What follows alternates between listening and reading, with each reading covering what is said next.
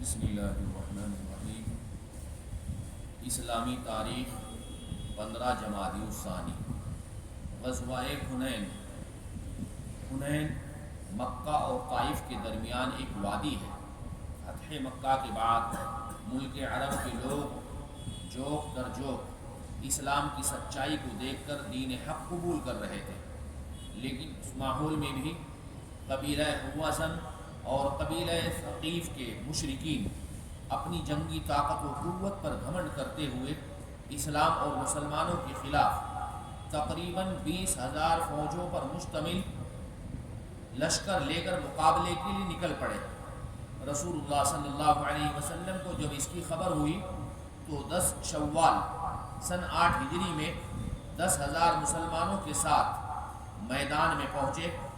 اس موقع پر چند مسلمانوں کی نگاہ اللہ سے ہٹ کر اپنی تعداد اور اصلاح پر چلی گئی، اور یہ بات زبان سے نکل گئی کہ آج ہماری طاقت کو کوئی شکست نہیں دے سکتا۔ اللہ تعالیٰ کو مسلمانوں کی یہ بات پسند نہیں آئی، اس لیے ان کی عبرت کے لیے اللہ تعالیٰ نے شروع میں ان کے قدم اکھاڑ دیے۔ ایسی حالت میں بھی حضور اکرم صلی اللہ علیہ وسلم یہ کہتے ہوئے اپنی بہادری کا مظاہرہ کر رہے تھے، انا ابن عبد المطلب۔ اس وقت حضور اکرم صلی اللہ علیہ وسلم کے اشارے پر حضرت عباس رضی اللہ تعالیٰ عنہ نے مسلمانوں کو آواز لگائی۔ چنانچہ آواز سنتے ہی مسلمان آپ صلی اللہ علیہ وسلم کے ارد گرد جمع ہو گئے، اور پھر دیکھتے ہی دیکھتے شکست فتح و نصرت میں بدل گئی۔ لیکن شروع میں اللہ تعالیٰ نے ان مسلمانوں کو جو اپنی تعداد پر گھمنڈ کیے تھے، ان کے قدم اکھڑ گئے تھے، یعنی ایک ذلت کی طرف جا رہے تھے۔ اللہ کے نبی نے دعا فرمائی اور پھر ایمان والوں کو فتح یابی نصیب ہوئی۔ حضور اکرم صلی اللہ علیہ وسلم کا معجزہ، ایک پیالے کھانے میں برکت۔ حضرت سمرو بن جندب رضی اللہ تعالیٰ عنہ فرماتے ہیں کہ ایک مرتبہ رسول اللہ صلی اللہ علیہ وسلم کے پاس کہیں سے کھانے کا ایک پیالہ آیا، تو اس کو آپ صلی اللہ علیہ وسلم نے صحابہ کرام کو کھلایا۔ ایک جماعت کھانا کھا کر فارغ ہوتی، پھر دوسری جماعت بیٹھتی۔ یہ سلسلہ صبح سے ظہر تک چلتا رہا۔ ایک پیالہ کھانے کا ہے، لیکن صبح سے ظہر تک لوگ آ رہے ہیں، صحابہ اور کھا رہے ہیں۔ ایک آدمی نے حضرت سمر رضی اللہ تعالیٰ عنہ سے پوچھا، کیا کھانا بڑھتا تھا؟ تو حضرت سمر رضی اللہ تعالیٰ نے فرمایا، اس میں کیا تعجب کی بات ہے، کھانا آسمان سے اترتا تھا۔ یہ اللہ کے نبی کا معجزہ ہے۔ ایک فرض کے بارے میں، حلال پیشہ اختیار کرنا۔ رسول اللہ صلی اللہ علیہ وسلم نے فرمایا، اللہ کے حقوق و فرائض کے بعد حلال روزی کمانا بھی فرض ہے۔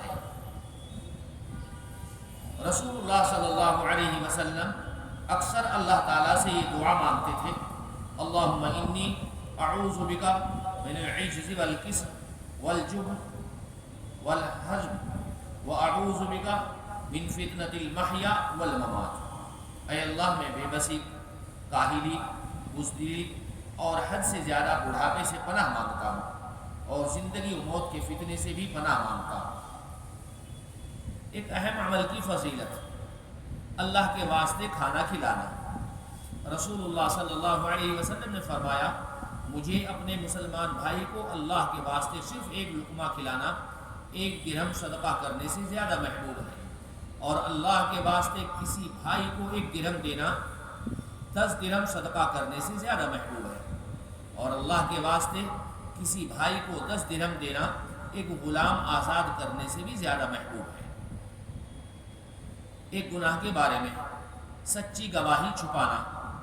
قرآن میں اللہ تعالیٰ فرماتے ہیں، تم گواہی مت چھپایا کرو، اور جو شخص گواہی کو چھپائے گا تو بلا شبہ اس کا دل گناہ گار ہوگا، اور اللہ تعالیٰ تمہارے کیے ہوئے کاموں کو خوب جانتا ہے۔ دنیا کے بارے میں، دنیا چاہنے والوں کا انجام۔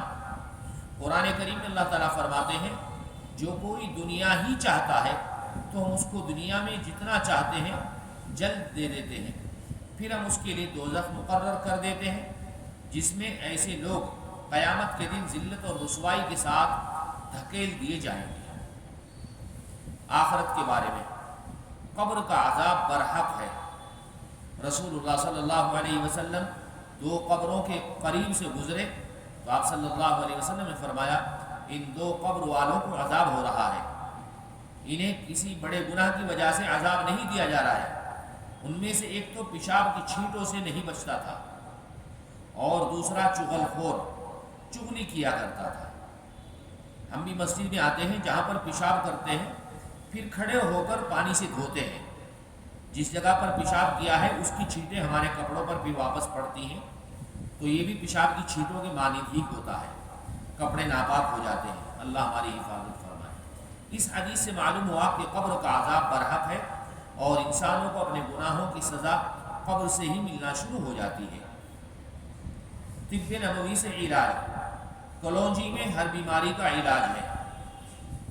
رسول اللہ صلی اللہ علیہ وسلم نے فرمایا تم اس کلونجی کو استعمال کرو کیونکہ اس میں موت کے علاوہ ہر بیماری کی شفا موجود ہے۔ علامہ ابن قیم رحمۃ اللہ علیہ فرماتے ہیں کہ اس کے استعمال سے پیٹ پھولنا ختم ہو جاتا ہے، جس کو گیسٹرک کہتے ہیں۔ بلغمی بخار کے لیے نفع بخش ہے۔ اگر اس کو پیس کر شہد کے ساتھ معجون بنا لیا جائے اور گرم پانی کے ساتھ استعمال کیا جائے تو گردے اور مثانے کی پتھری کو گلا کر نکال دیتی ہے۔ سبحان اللہ بحمدہ، سبحانک اللہم وبحمدک، ونشہد ان لا الہ الا انت نستغفرک ونتوب الیک۔ سبحان ربک رب العزة عما یصفون وسلام علی المرسلین والحمد للہ